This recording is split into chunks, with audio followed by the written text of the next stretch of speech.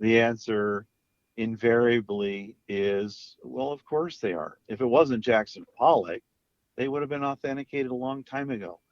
This is what, politics and market influence and all of that is about. Sure. Um, So so, maybe that's a good place to kind of back up and kind of explain to people what the situation is for trying to authenticate any painting that you want to sell as what you say it is. If you have provenance, so a chain, a direct chain of lineage, that usually that's the best course, and that usually results in that painting being listed in what's called the catalog raisonné. In the catalog raisonné for any particular artist is usually completed by some board of authorities on that particular artist, and yeah, it is hopeful to be a complete cataloging of everything that's been verified to be real. And if it's in the catalog and you can match your painting to what's in the catalog, then you have a seal of approval. But what you have a start, you have a start, and right? and what But I have is on the in the world of Jackson Pollock, that it is an intentionally dysfunctional authentication mechanism, which is forward for saying it's their business plan. It's how they control the market. It's how they control paintings.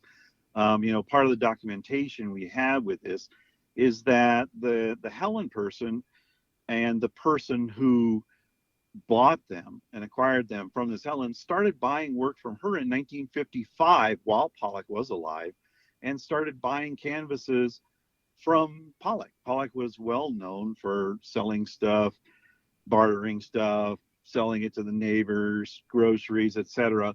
And on any artist, it's extremely difficult to say with any certainty and conviction and truth, oh yeah, this is we know for sure this is the entire life's output of the artist.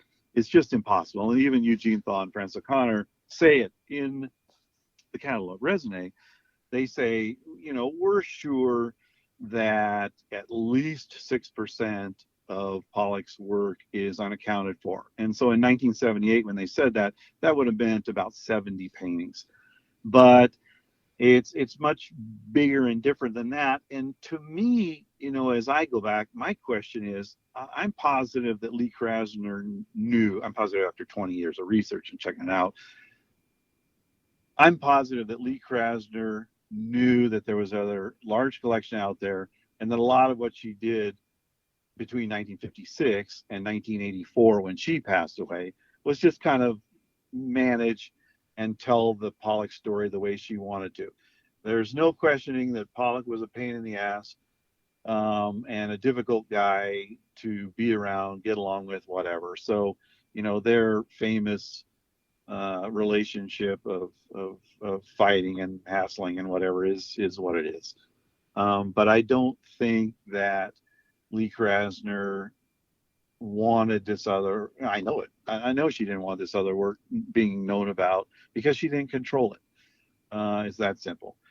Another thing about this, with this large, body of work, is that, the top world art forensic people have looked, a lot of them, and invariably the comments are, oh my God, and on some of them, including one of them that I'm going to have up on the wall at the LA Art Show 2022 coming up January 19th to the 23rd.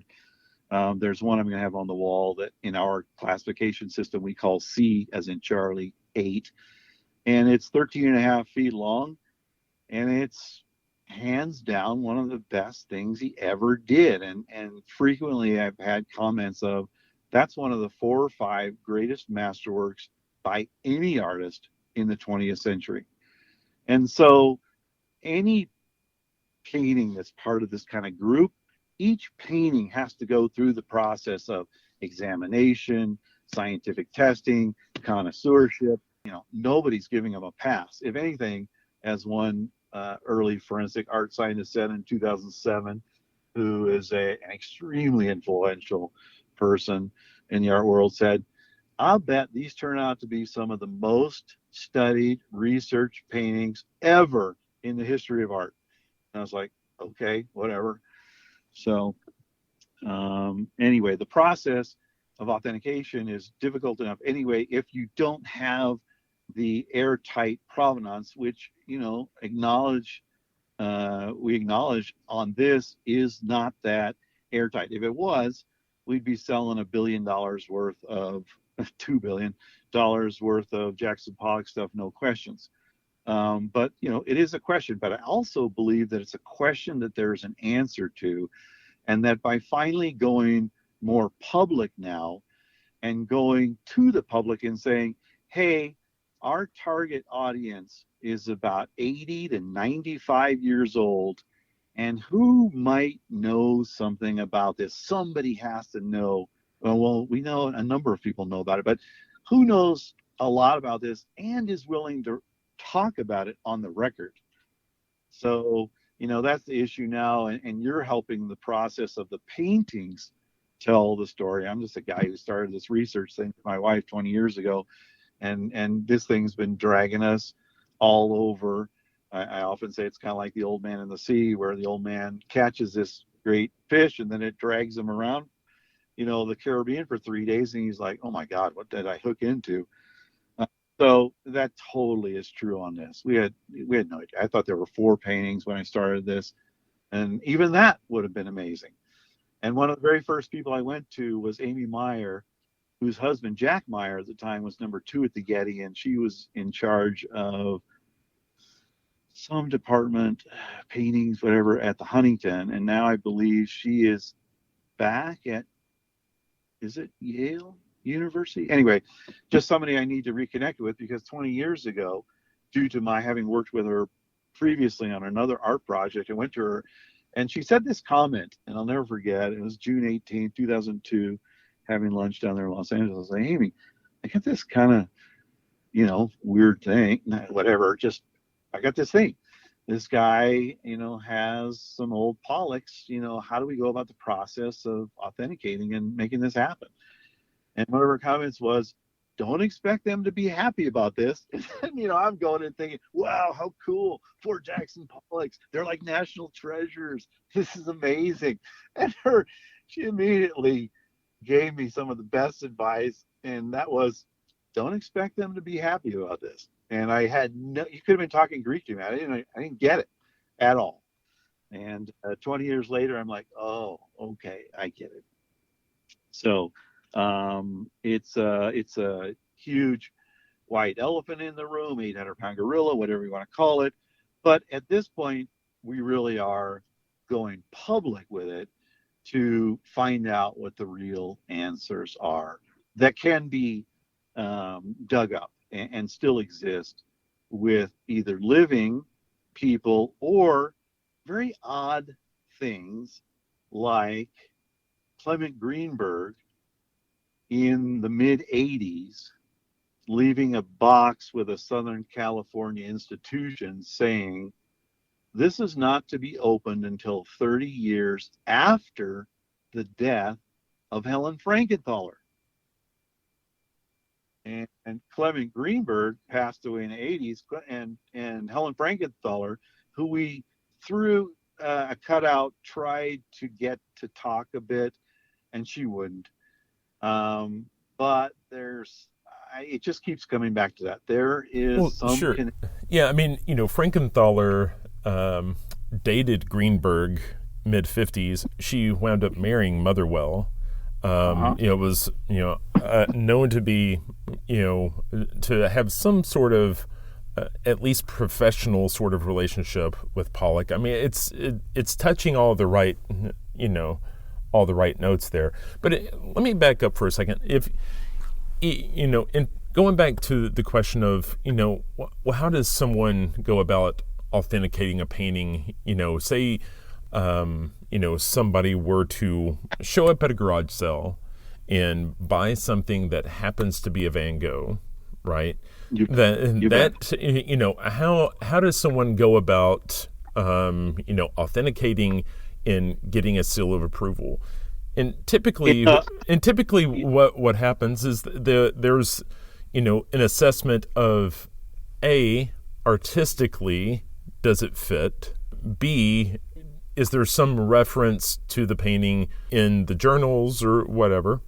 Then it's a question of material sciences, right? Is the canvas correct for the period? Is the canvas lucky enough to actually match another canvas because they were torn from the same bolt of fabric? Are there stamps or labels on the back from where it went through a particular gallery or house? Is the paint consistent? The more modern a paint is, the more synthetics are in there that just wouldn't be period appropriate. And I feel like, if you kind of triangulate all that, you can make a case, but at the end of the day, that, who's to say? Well, typically it's the people that are putting together the catalog raisonné. And if that person is willing to say, yes, you've stated your case well, and we have that authority to say that would to agree, then you get the stamp of approval. But sometimes you can have all the evidence, but still not get the stamp. And so, can you this goes back. Sorry to interrupt, but it's there. This goes back to the whole concept of authentication in general, but specifically Pollock, going back to that little statement of intentionally dysfunctional authentication mechanism. The Pollock-Krasner Foundation recused themselves years ago from deciding to weigh in on authentication matters.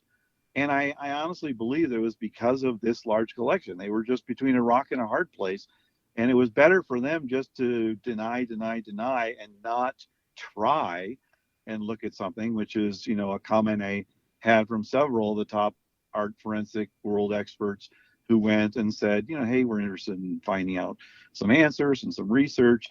And what's interesting is that originally authentication was, mostly the scholarship, connoisseurship angle. That's all you could do.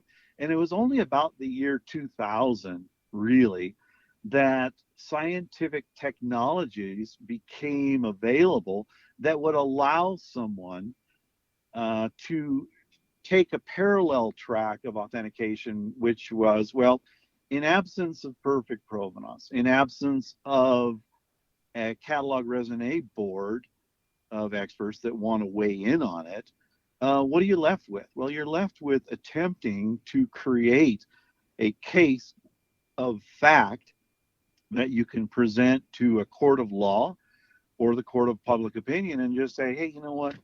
20 years, millions of dollars of research. Here's what we've found.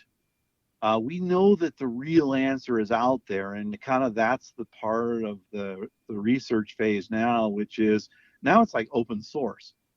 It's like, okay, good, bad, or ugly. Who has something legitimate that can be confirmed that they want to contribute to this question, this discussion. The different parts of the authentication question and case that we're putting together, as you mentioned, it includes materials analysis. So you're analyzing the paint, you're analyzing the support, you're analyzing the canvas. Is the canvas weave something that the artist has used before? Absolutely, definitely. There are several different canvas weaves in and among the paintings that comprise this large group. And in the large group, there are canvas, paintings on paper, paintings on masonite, paintings on artboard, predominantly canvas and paper. But that's the case that we're putting together is materials. Then it's the whole thing of connoisseurship. How does it compare with specific examples from the catalog raisonné? And then the whole question, which in 2007 we started before even one single reference or mention of it had ever been done, which is the whole thing about trying to figure out DNA match and what really is involved with that. And we were just literally too soon. so much has changed and evolved since 2007.